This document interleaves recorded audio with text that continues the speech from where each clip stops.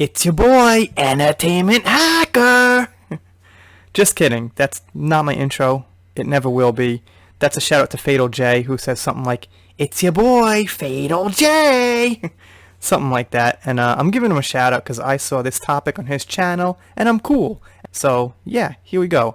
It's about Kit Harington and how he was disappointed with filming in Game of Thrones, and also disappointed in how he didn't get to kill the Night King. And I was too, by the way, because I think Jon Snow should have killed the Night King. I mean, maybe not should have, but it would have made a lot more sense, and it would have been a lot more fitting. So let's take a look at the article. Here we go. Game of Thrones, Kit Harington, I wanted Jon Snow to kill the Night King. And like I said, I think many fans did too. The actor starred as hero Jon Snow for all 8 seasons of Game of Thrones, which finished for good earlier this year. There he is. Kit Harington has revealed he hated filming on his dragon riding scenes for the final series of Game of Thrones, and that he was a bit pissed off that he didn't get to kill the Night King. They really gotta not spell out pissed? Alright.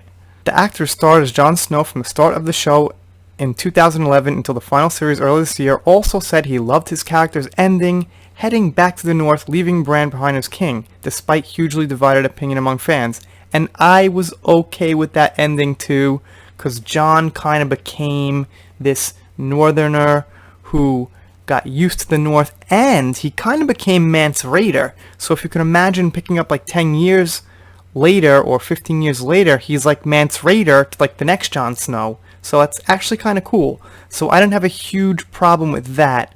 So he says here that he hated riding the dragons when they were filming, you know, riding the saddle or whatever it was. And he said that Emilia Clarke used to complain she hated it, and he said that, you know, you never been through mud in Ireland or something.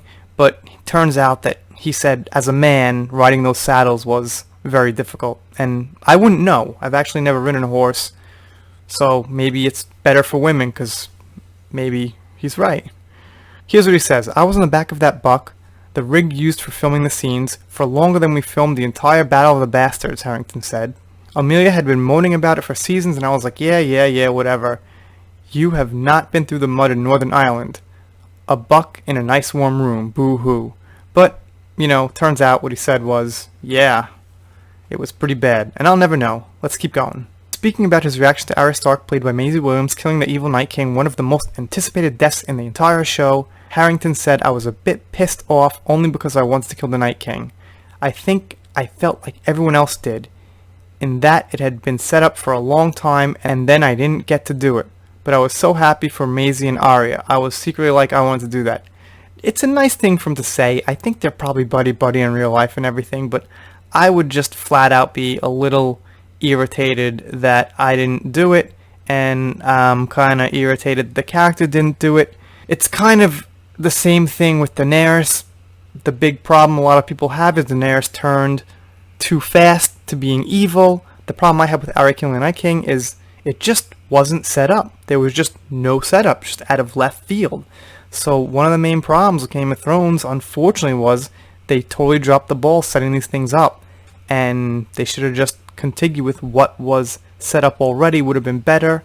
Yes, I guess more predictable, but I think I've learned from The Last Jedi that predictable is sometimes better and the right way to go, and not even predictable. They could have done some cool shit in The Last Jedi and Game of Thrones anyway without being predictable, but they could have done things that were already set up a little bit more. So I want to get into one more thing here, and it's something that I've been wondering myself, and it has nothing to do with Jon or Daenerys, and they have a few things that George Martin says here, which I find actually probably more interesting than the other stuff I just covered. Meanwhile, author George R. R. Martin, who wrote the original Song of Ice and Fire books that inspired the show, has also been speaking out about the final series, and I haven't seen too much of that. Maybe I should. Anyway, he is still writing the final installments of his novels, with Game of Thrones, the show having overtaken the published books, the last one released in 2011.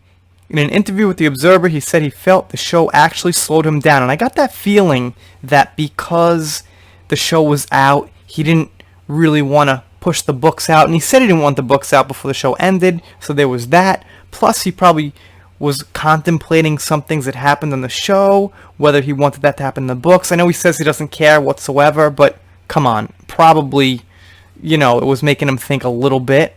I don't think it was very good for me because the very thing that should have speeded me up actually slowed me down. He said, having the show finish is freeing because I'm at my own pace now. I have good days and I have bad days, and the stress is far less, although it's still there.